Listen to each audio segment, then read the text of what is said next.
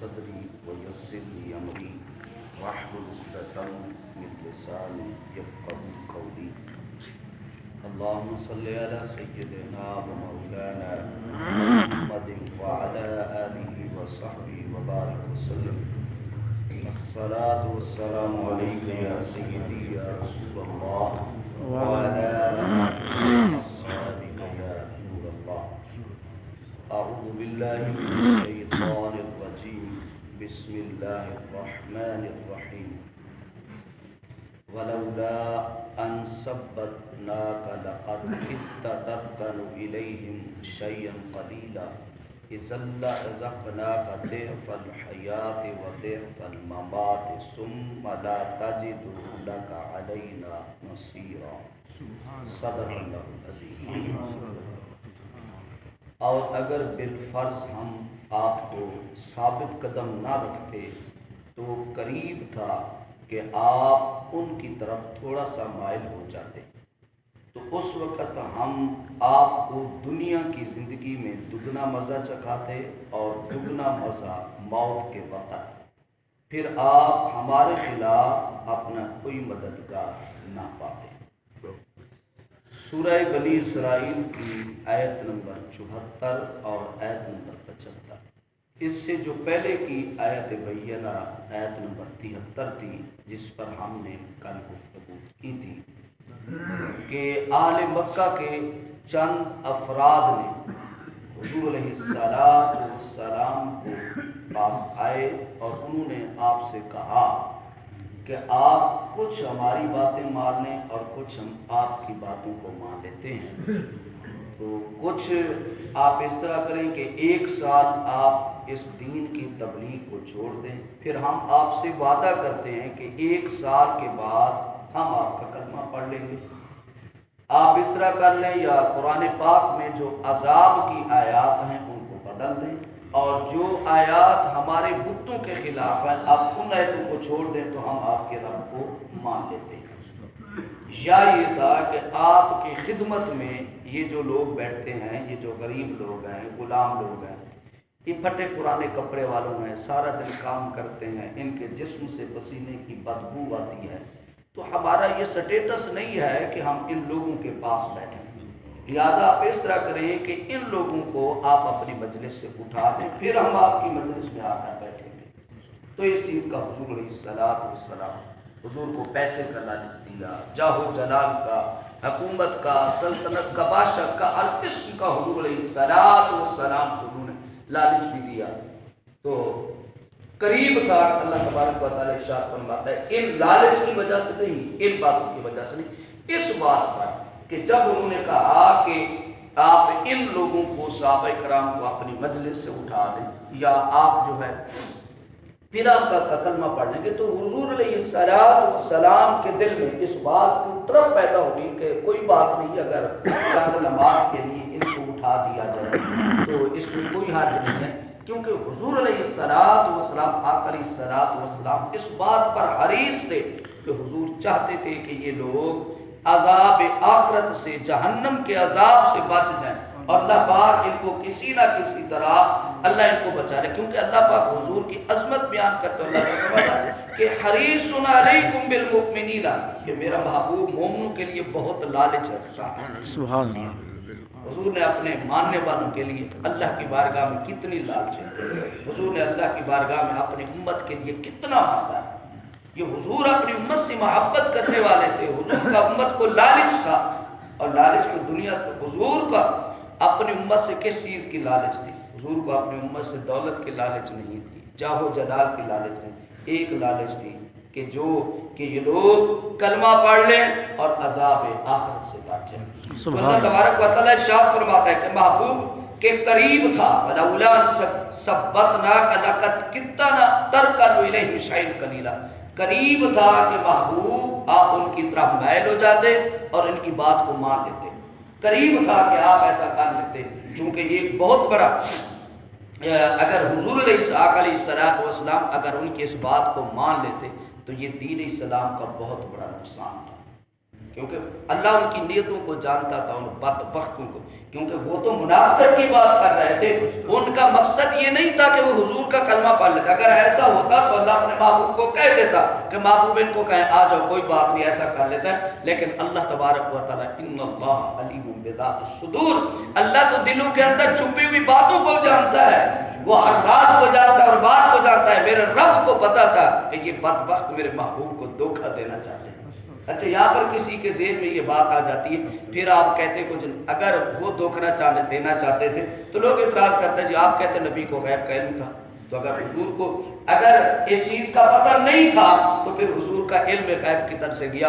تو ہم یہاں پر اور اگلی آیت یہ بات بتا رہی ہے کہ پچھلی آیت میں بھی یہ کہا تھا، ہم نے ہمیشہ یہی کہا ہے کہ میرے آقا علیہ الصلوۃ والسلام کو صرف اسی چیز کا علم ہے جو اللہ نے حضور کو عطا کیا ہے. سبحان اللہ. اللہ نے اس بات سے اپنے محبوب کو ادھر پوشیدہ رکھا، لیکن پھر اللہ نے کیا فرمایا کہ محبوب ہم نے کیا کیا، پھر ہم نے آپ کو ثابت قدم رکھا، ہم نے آپ کی اس طرح مدد فرمائی. جہاں پر بھی حضور کو مدد کی ضرورت ہوتی تھی، جہاں پر حضور علیہ الصلوۃ والسلام کو اللہ نے ہر قدم پر اپنے محبوب کی حفاظت کی ہے، حضور اپنے محبوب کی مدد کی ہے. یہاں پر بھی فرمایا کہ محبوب اگر بالفرض ہم آپ کو ثابت قدم نہ رکھتے تو قریب تھا کہ آپ ان کی طرف تھوڑا سا مائل ہو جاتے. یہاں پر اس آیت پر بھی منکرین عصمت انبیاء نے حضور علیہ السلام کی ذات پر یہی حملہ کرنے کی کوشش کی ہے. دیکھیں کہ حضور یہاں پر لڑ کر آ جاتے تو ہمارے علماء نے اس کا بڑا جواب دیا، زبردست جواب دیا. اللہ نے کہا بالفرض ہم آپ کو ثابت قدم نہ رکھتے. ارے جب اللہ ثابت قدم رکھنے والا ہے تو حضور ڈگمگاتے کیوں؟ اس کی مثال آپ اس طرح سمجھیں کہ ایک بندہ کہتا ہے کہ اگر علی نہ ہوتا تو عمر کو مار دیا جاتا، اگر عزیز نہ ہوتا تو قدیر کو مار دیا جاتا. ارے جب عزیز موجود ہے تو قدیر کو مارے گا کیسے؟ مارے گا تو تب جب وہ موجود نہ ہو. جب علی موجود ہے، علی کے ہوتے ہوئے عمر کو کوئی نہیں مار سکتا. اگر علی نہ ہو تو پھر عمر کو کوئی مار سکتا ہے. جب رب موجود ہے تو اپنے اللہ کے ہوتے ہوئے اللہ اس کے محبوب کو کوئی ڈگمگا نہیں سکتا، کوئی اس کا کچھ بگاڑ نہیں سکتا ہے. جب اللہ مدد کرنے والا ہے تو پھر اللہ کا محبوب کسی مقام پر حضور کہیں ناکام نہیں ہو سکتے ہیں. تو اگلا فرمایا اذ اللہ اذقنا کا دیف الحیات و دیف الممات. اگر محبوب اگر ایسا ہو جاتا، یہاں پر اللہ نے کہا ولولا اگر ایسا ہو جاتا تو پھر کیا ہوتے؟ اذ اللہ اذقنا کا دیف الحیات و دیف الممات. تو اس وقت ہم آپ کو دنیا کی زندگی میں دگنا مزہ چکاتے اور دگنا مزہ موت کے وقت.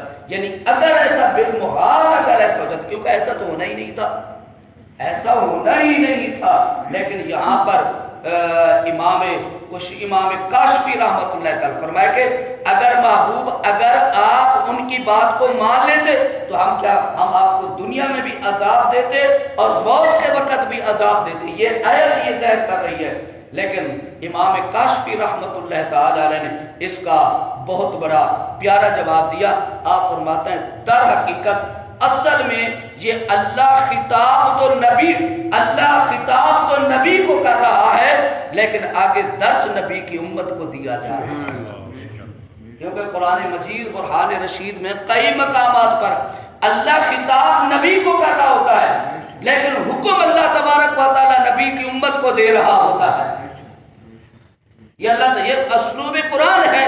یہاں پر بھی اللہ تبارک و تعالی یہ بتانا چاہتا ہے کہ اے دنیا والوں سن لو، کوئی دنیا سے بڑا عہدے والا بھی کوئی نہ ہو، جب تک اللہ کی مدد شامل نہ ہو وہ کچھ بھی نہیں کر سکتا.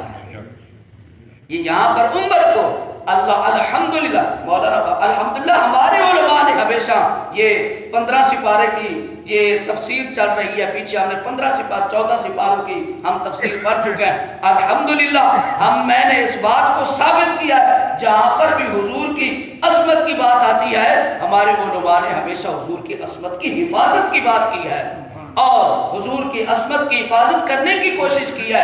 اگر ظاہری طور پر مانا کہیں پر حضور کے خلاف جا رہا ہوتا ہے تو ہمارے علماء نے ثابت کیا اصل میں اللہ تبارک و تعالیٰ وہاں پر حضور کو خطاب نہیں کر رہا ہوتا، خطاب حضور کو ہوتا ہے، سمجھایا امت کو جا رہا ہوتا ہے.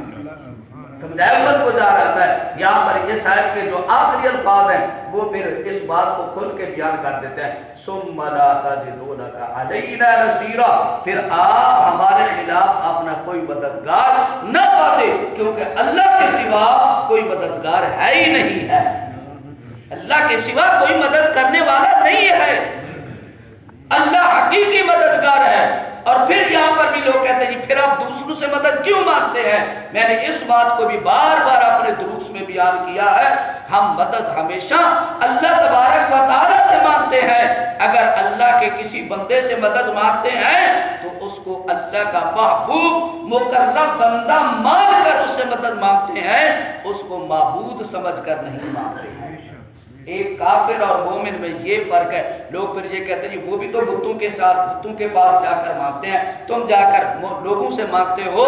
تو اللہ کے بندوں اس بات کو سمجھو، کافر جب کسی بت کے سامنے مانگتا ہے تو اس کو اپنا معبود سمجھ کر مانگتا ہے، اس کو اپنا خدا سمجھ کر مانگتا ہے۔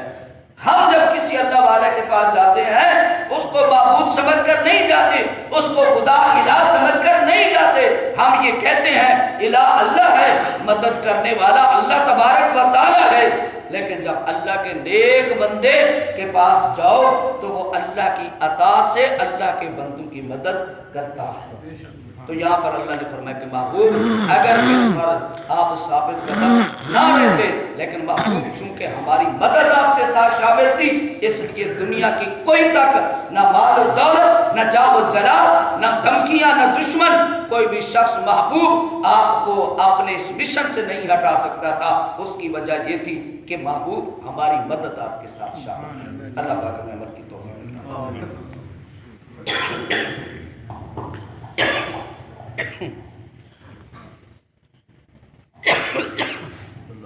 آمین۔ اللہم صلی اللہ علیہ سیدنا محمد وعلی آلہ وصحبہ وبارک وسلم۔